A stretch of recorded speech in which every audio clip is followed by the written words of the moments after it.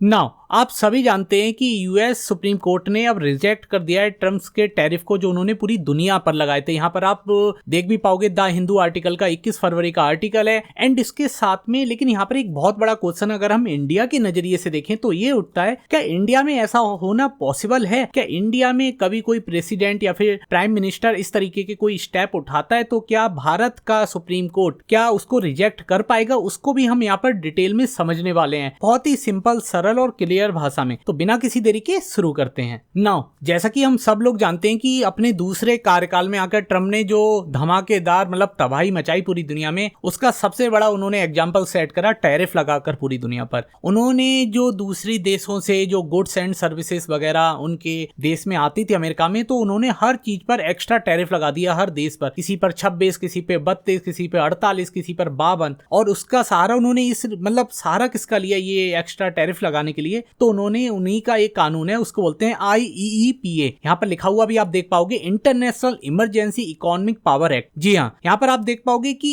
एक नियम के अंतर्गत उन्होंने ऐसा कह दिया कि अमेरिका में भाई अब इकोनॉमिक इमरजेंसी लग गई है, इसलिए हम सारी दुनिया पर टैक्स लगाने वाले हैं। लेकिन इसके साथ में पूरी दुनिया के लोगों का ये मानना था कि डोनाल्ड ट्रंप ये जो बता रहे हैं कि हमने टैरिफ लगा दिया, ये तो कभी उनके हाथ में ये पावर ही नहीं थी, चाहे वो टैक्स लगाने के हो या टैक्स हटाने के हो। उसी तरीके से अमेरिका की कांग्रेस जो वहां की संसद कहलाती है, संसद को कहा जाता है, वहां पर सारे नियम कानून लागू होते हैं। मतलब एक प्रेसिडेंट अचानक से कोई फैसला नहीं ले सकता। लेकिन डोनाल्ड ट्रंप ने यहाँ पर जब मर्जी हुई मुंह उठाकर बोल दिया भारत पर अब कल से 25%, परसों से 52%, इस तरीके से उन्होंने टैरिफ लगाने शुरू कर दिए। मतलब इलॉजिकल, इररिलेवेंट एक तरीके से टैरिफ लगाने शुरू कर दिए। तो उसी का खामियाजा यहाँ पर उन्होंने खुद भुगता कि उनके खुद के सुप्रीम कोर्ट में, जिसमें उन्होंने खुद ही कुछ जजों को अपॉइंट किया है, उन्होंने भी ट्रंप के विरोध में आकर उनके टैरिफ को रिजेक्ट कर दिया है। अच्छा, यहां पर आप ये समझने की कोशिश करते हैं कि कोर्ट ने कहा क्या है। तो कोर्ट ने सीधे से बोला है कि जो राष्ट्रपति होता है अमेरिका के, उसके पास कोई अधिकार नहीं है कि वो इमरजेंसी लॉ का यूज कर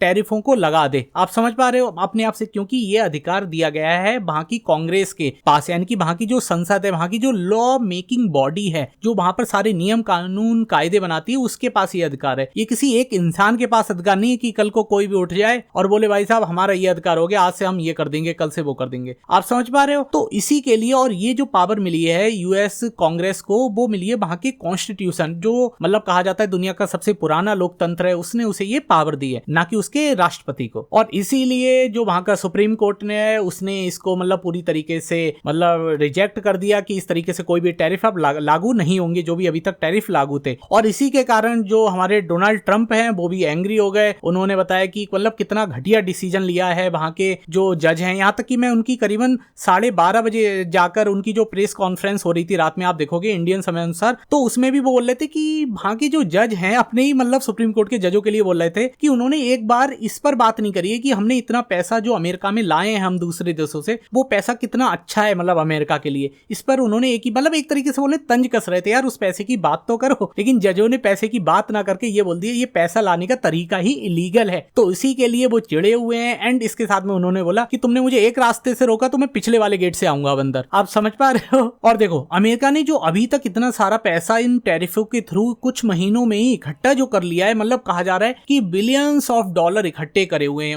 हो सकता है ट्रिलियंस ऑफ डॉलर हो। तो अब वो पैसा मतलब कैसे क्या वापस होगा, रिफंड होगा या नहीं होगा, किस तरीके से पैसा केस करना पड़ेगा, या फिर ये डोलू मोलू मतलब सतयुग का अवतार समझ के खुद ही पैसा वापस कर देगा। तो ऐसा मतलब वहां के जो सुप्रीम कोर्ट बोला है कि इसमें हम कोई दखल नहीं देने वाले हैं, हम कुछ भी क्लियर नहीं करने वाले हैं कि ये कैसे होगा। क्योंकि देखो अगर वहां का ये भी एक बहुत टेक्निकल लाइन है, अगर सुप्रीम कोर्ट ये क्लियर कर देगा यार तो इसका एक रास्ता बताना पड़ेगा, जो सुप्रीम कोर्ट के लिए खुद ही बड़ा कठिन हो जाएगा, मतलब अमेरिका की सुप्रीम कोर्ट के लिए। क्योंकि देखो एक फैसला दे दिया ये चीज लीगल है, ये चीज इलीगल है, ये चीज रिजेक्ट कर दी, ये चीज एक्सेप्ट कर ली, वो एक नॉर्मल बात हो गई। लेकिन एक तरीका बताना कि अब रिफंड कैसे करोगे, तो एक प्रोसेस हो जाता है पूरा। और किसी प्रोसेस को बताना जजों का ये काम, मतलब वहां के जजों ने ये नहीं कराया बिल्कुल भी, लेकिन मेरे अनुसार करना चाहिए था। क्योंकि मतलब इससे क्या ही खुशी हुई जब तक किसी को वो पैसा उसका वापस ना मिले। या फिर तो ये बोलो अभी तक जो चीज हुई है वो ही मतलब चलो कम से कम एक जीत तो हासिल हुई। लेकिन यहाँ पर वो जीत भी कहां से मानी जाएगी, क्योंकि जो डोनाल्ड ट्रंप है उन्होंने बोल दिया कि हम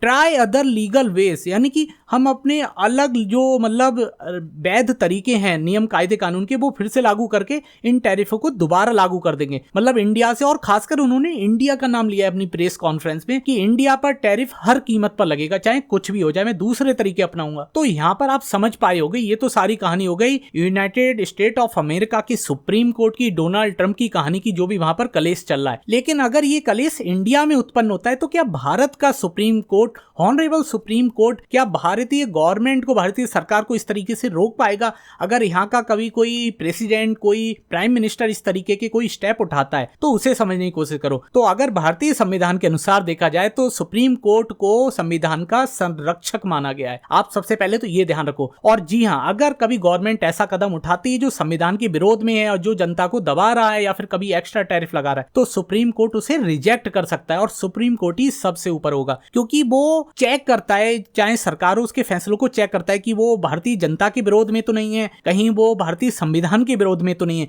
और इंडिया में गवर्नमेंट के इस तरीके के डिसीजन को सुप्रीम कोर्ट रिजेक्ट भी कर सकता है। अच्छा, इसके साथ में एक क्वेश्चन यहाँ पर और भी निकल कर आता है, यहाँ पर मैंने इसको हाईलाइट भी कर रखा है। क्या कैन द प्रेसिडेंट और prime minister in India put big tariff along using an emergency law? क्या इमरजेंसी लॉ का यूज कर क्या भारत के प्रेसिडेंट या प्राइम मिनिस्टर इस तरीके के मतलब बड़े टैरिफ भी लगा सकते हैं? एक तरीके से नामुमकिन जैसा है, क्योंकि इंडिया में सारे नियम कायदे कानून चलते हैं संसद के हिसाब से एंड एक मजबूत विपक्ष के हिसाब से, जो कभी कभाई दिखता है। तो अगर ऐसा होता है कि कोई पार्टी बहुत ज्यादा सीटों से आती है तो वो हाँ कि इस तरीके से नियम कायदे कानून ला सकती है। खाली हम देखिए संसद पर डिपेंड नहीं हो सकते, क्योंकि मान लीजिए किसी पार्टी को ज्यादा सीटें मिल गई किसी भी वजह से और उस पार्टी ने अचानक से ऐसे नियम बना दिए जो जनता के विरोध में हो, जो बहुत ज्यादा टैरिफ टैक्स लगा दे जनता के ऊपर, तो उस समय निकलकर सामने आता है सुप्रीम कोर्ट। जी हाँ, ऑनरेबल सुप्रीम कोर्ट, जो सीधे से मतलब एक बार चेक करेगा क्या सरकार का डिसीजन जनता के अनुकूल है, संविधान के अनुकूल है, और अगर नहीं होगा तो वो इसे रिजेक्ट कर देगा। तो आप समझ पाओगे, खाली मतलब अमेरिका का सुप्रीम कोर्ट ही ने ही वहां की गवर्नमेंट को नहीं रोका है, उसके डिसीजन को इंडिया का भी सुप्रीम कोर्ट रोक सकता है। तो पूरे टॉपिक को आप डिटेल में समझ पाओगे। वीडियो पसंद आता है तो इसे लाइक कीजिए, चैनल को सब्सक्राइब कीजिए। मिलेंगे न्यू वीडियो में न्यू अपडेट के साथ, तब तक के लिए नमस्कार।